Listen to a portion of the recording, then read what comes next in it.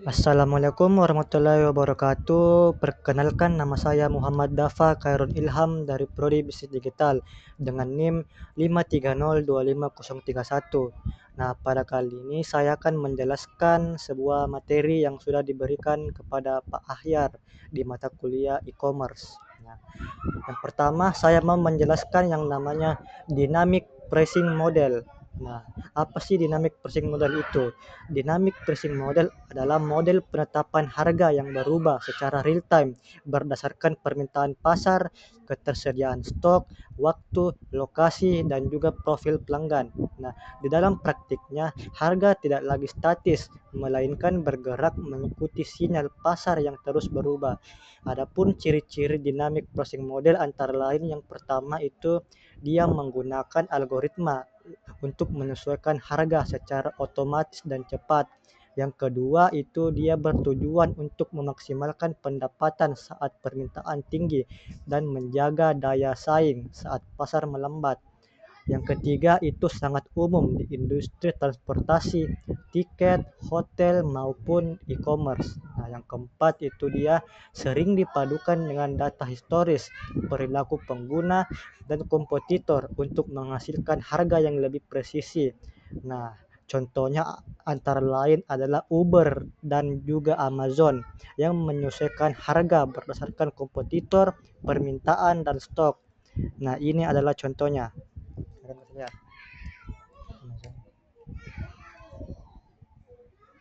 Nah, ini adalah contohnya. Jadi dia sudah ada barang dan juga dia dapat berubah-ubah secara real time. Oke, kita lanjut. Yang kedua yaitu B2B exchange. Nah, definisi dari B2B exchange adalah platform pasar digital, tempat banyak perusahaan, pembeli, dan penjual bertemu untuk melakukan transaksi bisnis dalam skala besar. Berbeda dari marketplace retail, B2B Exchange berfokus pada kebutuhan antar perusahaan seperti penggadaan, distribusi, dan perdagangan grosir. Nah, ciri-cirinya antara lain yang pertama itu memfasilitasi transaksi dalam volume besar dengan proses yang lebih terstruktur. Yang kedua, meningkatkan efisiensi rantai pasok karena informasi produk, harga, dan ketersediaan menjadi lebih transparan. Yang ketiga itu membantu bisnis membandingkan pemasok, mempercepat negosiasi, dan mengurangi biaya pencarian. Yang keempat itu sering digunakan oleh manufaktur, distributor, importir, maupun perusahaan penggadaian. Nah, contoh webnya antara lain adalah Alibaba. Nah, ini adalah web luar negeri, jadi di sini dia penjual dan pembeli dapat bertemu. Nah, ya. Kalau di Indonesia mungkin contohnya seperti Shopee dan lain-lain. Oke, yang ketiga itu B2B Service Provider. Nah, definisi dari B2B Service Provider adalah perusahaan yang menyediakan layanan digital atau operasional untuk mendukung bisnis perusahaan lain. Model ini berperan sebagai enabler, bukan menjual produk fisik, melainkan memperkuat proses bisnis pelanggan melalui software, layanan terkelola, atau solusi berbasis langganan. Ciri-cirinya antara lain yang pertama itu berfokus pada solusi seperti manajemen data, payroll, pemasaran, komunikasi tim, ataupun otomisasi proses. Yang kedua, seringkali berbasis SaaS atau SaaS, sehingga pendapatan datang dari langganan bulanan atau tahunan.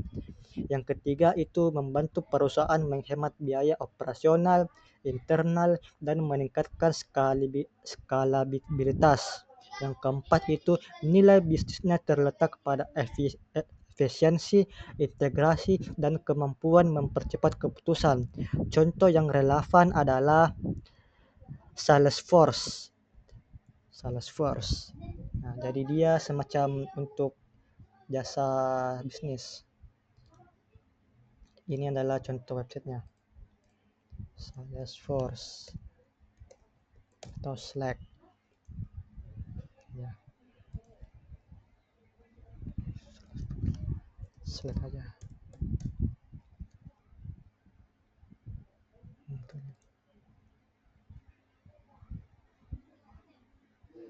Dari dia kayak semacam support seperti chatbot dan lain-lain untuk membantu sebuah perusahaan.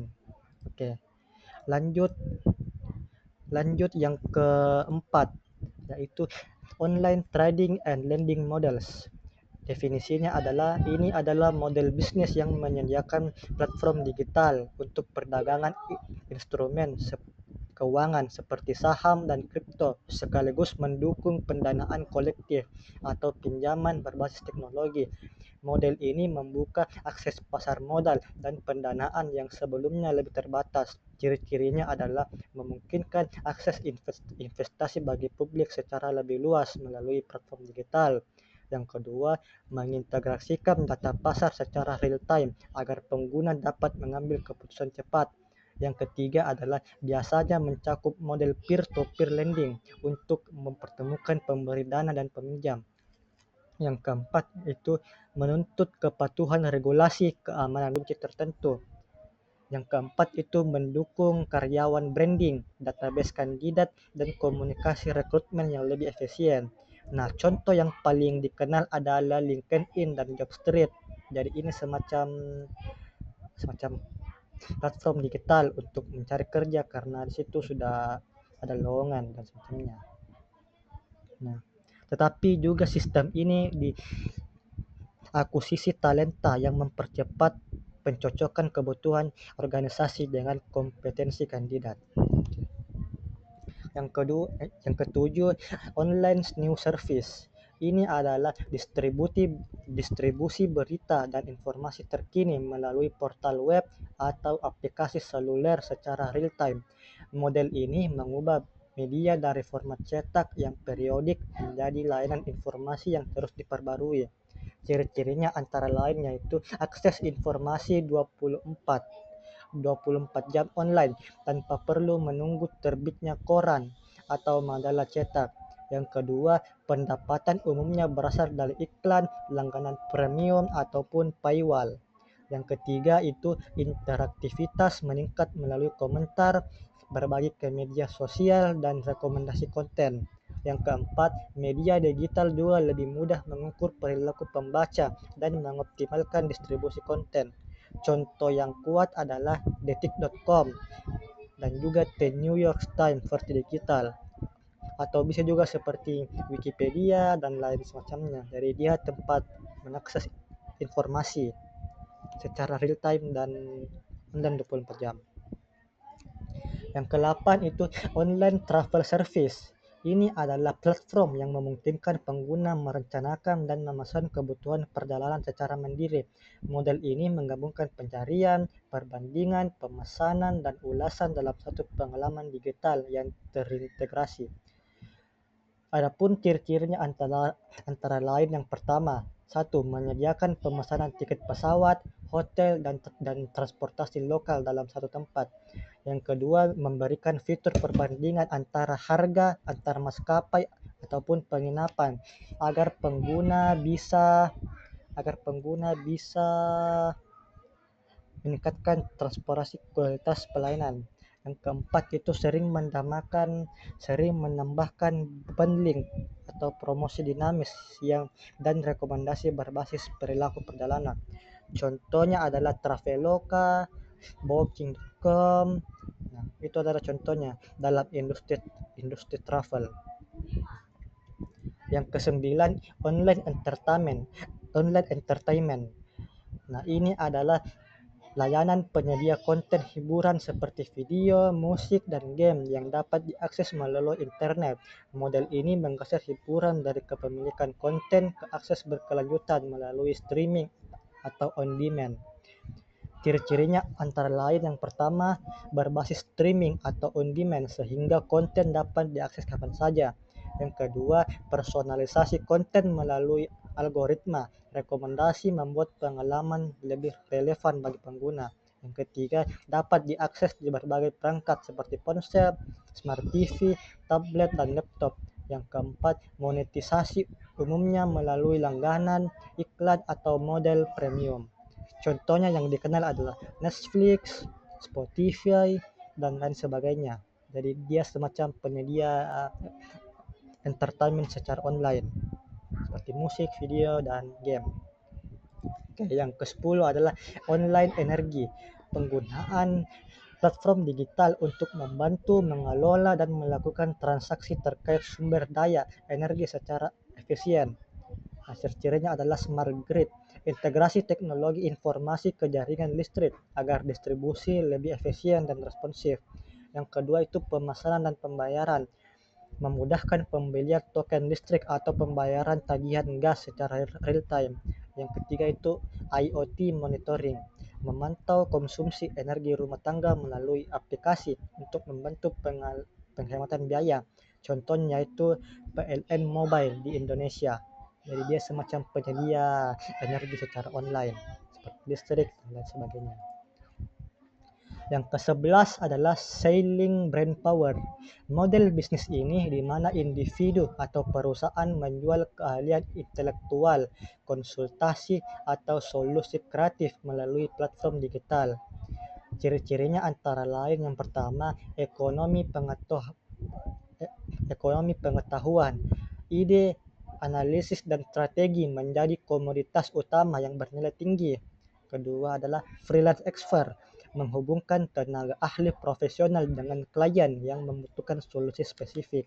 Global reach, memungkinkan pakar dari suatu negara mengerjakan proyek lintas negara secara remote. Contohnya seperti Upwork, Fiverr, freelance.com, dan lain sebagainya. Yang ke-12 itu online art dealers. Definisinya adalah ini adalah sebuah platform yang memfasilitasi jual beli karya seni baik fisik maupun digital melalui galeri online atau lelang daring. Yang pertama itu demokratisasi seni, memberi akses bagi seniman independen untuk menjangkau kolektor global tanpa galeri fisik. Yang kedua, curation and provenance, yaitu menampilkan informasi sejarah, asal-usul, dan keaslian karya secara transparan. Yang ketiga itu NFT integration, mendukung penjualan seni digital berbasis blockchain dengan kepemilikan terverifikasi. Contohnya adalah Arksy maupun OpenSea untuk seni digital dan NFT. Yang ke-13 saya mau menjelaskan apa itu e-learning. Jadi e-learning adalah sistem pembelajaran formal maupun informal yang disampaikan melalui media elektronik, biasanya menggunakan internet. Nah, e-learning mempunyai sebuah fleksibilitas. Peserta dapat belajar kapan saja dan di mana saja sesuai kecepatan masing-masing. Dan juga e-learning memiliki interaktivitas seperti video, kuis, dan forum diskusi meningkatkan keterlibatan dan pemahaman peserta. Yang ketiga itu sertifikasi digital, menyajikan bukti kompetensi yang diakui industri setelah kursus selesai seperti sertifikat.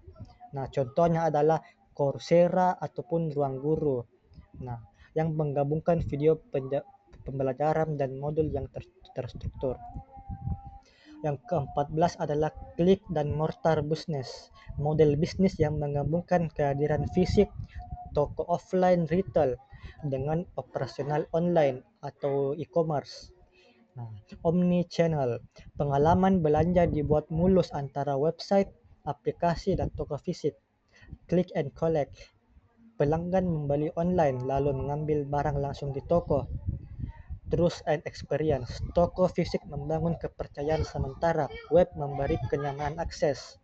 Contohnya adalah IKEA atau matahari.com, dan juga mungkin untuk sekarang ada seperti Alfamidi juga sudah masuk juga ke bagian sini juga, klik and mortar business, karena Alfamidi juga ada website yang kita bisa memesan dari website lalu langsung mengambil di toko ataupun bisa juga diantarkan. Oke. Sekian dan terima kasih. Mungkin itu saja yang bisa dapat saya jelaskan pada materi kali ini. Assalamualaikum warahmatullahi wabarakatuh.